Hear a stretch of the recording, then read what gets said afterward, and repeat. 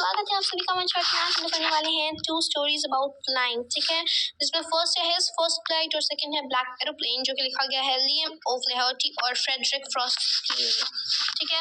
इस first flight में हम लोग देखेंगे एक यंग सीगल के बारे में, जो कि एक लेज में, यानी कि कुछ इस टाइप का स्ट्रक्चर को हम लोग बोलते हैं लेज, इसमें एकदम अकेली रहती है, क्योंकि इसका जो फैमिली होता है, यानी कि फादर, मदर और तीनों बच्चे, यानी कि उनमें से उनका 2 छोटा भाई और एक बड़ी बहन होती है।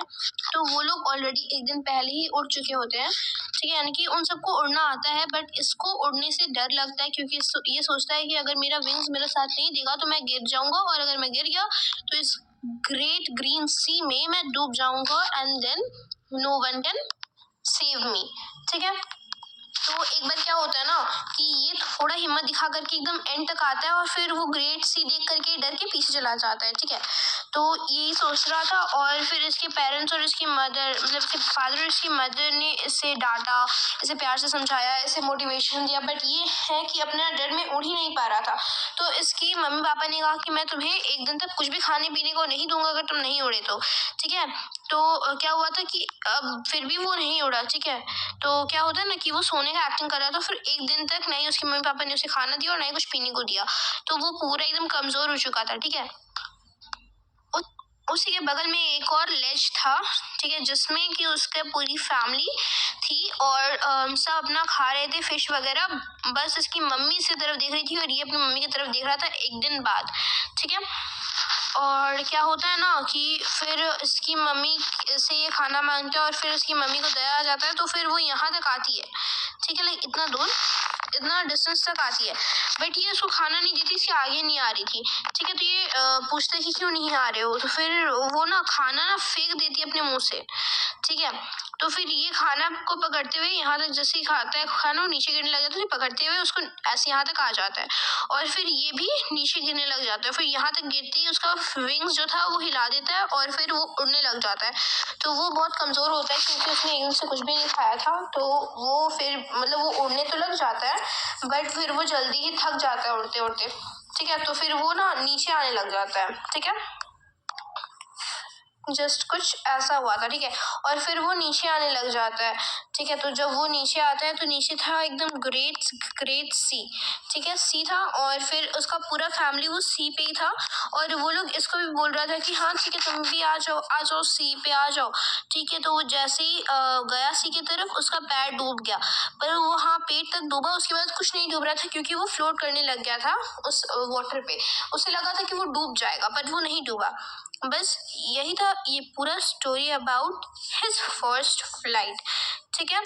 उसके बाद सेकंड है तुम्हारा द ब्लैक एरोप्लेन, ठीक है। अब इसमें क्या था, रात का वक्त होता है, ठीक है, और जो क्लाउड था वो एकदम मतलब स्काई में पूरा छाया हुआ था, ठीक है, ब्लैक क्लाउड, और एक एरोप्लेन होता है जिसका नाम होता है डकोटा एयरप्लेन, ठीक है, जो कि DS-088 होता है, डकोटा एयरप्लेन। तो वो जो पायलट होता है डकोटा एयरप्लेन का, वो अपना वॉच की तरफ देखता है, तो 1:30 ऑफ द मॉर्निंग हो रहा होता है, ठीक है। तो उसको लगता है कि मैं पहुंच जाऊंगा, तो मैं पेरिस में अपनी फैमिली के साथ इंग्लिश ब्रेकफास्ट करूंगा, ठीक है। तो फिर वो फ़ोन करता है पेरिस कंट्रोल, मतलब फ़ोन नहीं करता है, वो रेडियो पे बात कर रहा होता है पेरिस कंट्रोल से। Paris control, you can hear me, I am on my way to England, ठीक है। तो वो बात कर रहा होता है ताकि वो उसको डायरेक्शन दे। तो फिर पेरिस कंट्रोल मतलब रेडियो से आवाज़ आता है, yes Dakota DS-088 I can hear you, now you can turn 12 degrees west, ठीक है, ओवर। और जैसे ही वो 12 डिग्रीज वेस्ट टर्न करता है, उसके बाद वो जब जा रहा होता है तो आगे उसको बहुत सारा ब्लैक स्टॉर्म क्लाउड्स दिखता है, कुछ इस टाइप से, ठीक है। और उसके पास अभी भी 150 किलोमीटर्स जाना था उसको, और एक ही फ्यूल टैंक उसके पास बाकी था, एक ऑलरेडी यूज़ हो चुका था, ठीक है। 2 था उसके पास टोटल, जिसमें से कि एक यूज़ हो चुका था और एक ही बाकी था। तो उसने सोचा कि मैं रिस्क लूँगा और मैं इस ब्लैक स्टॉर्म से हो करके जाऊँगा, ठीक है। तो वो थोड़ा देर अंदर चला जाता है, उसके बाद उसने देखा कि सारा जो भी उसके पास मतलब सामान था, लाइक कंपास हो गया, रेडियो हो गया, फिर मैप वगैरह हो गया, सब ना राउंड एंड राउंड जा रहा था, और सब क्या हो गया, काम करना बंद कर दिया था, ठीक है। फिर वो बोल रहा था Paris control can you hear me, but वहाँ से कोई आंसर नहीं आ रहा था, क्योंकि रेडियो भी डेड हो चुका था। नो रेडियो नो कंपास, कुछ भी नहीं था उसके पास, ठीक है। बट फिर भी उसको अब लगा कि मैं तो यहाँ पे खो चुका हूँ, उसके बाद वो इधर उधर देखता है तो उसको एक ब्लैक एरोप्लेन दिखता है जो कि उसके तरफ ही देख रहा था और इसको पता था कि ये खो चुका है, तो उसको मेरे पीछे आने के लिए बोल रहा था। तो इसको अपने पीछे लेकर के ये जा रहा था। ब्लैक स्टॉर्म क्लाउड में वो लोग करीबन आधा घंटा से घूम रहे थे, ठीक है।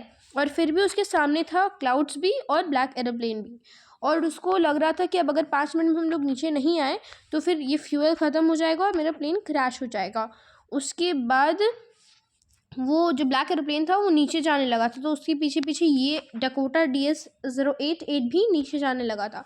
और फिर जैसे ही वो ब्लैक स्टॉर्म क्लाउड्स हटा आगे से, उसको दिखा एक प्लेटफॉर्म, उस प्लेटफॉर्म पे वो लैंड कर गया।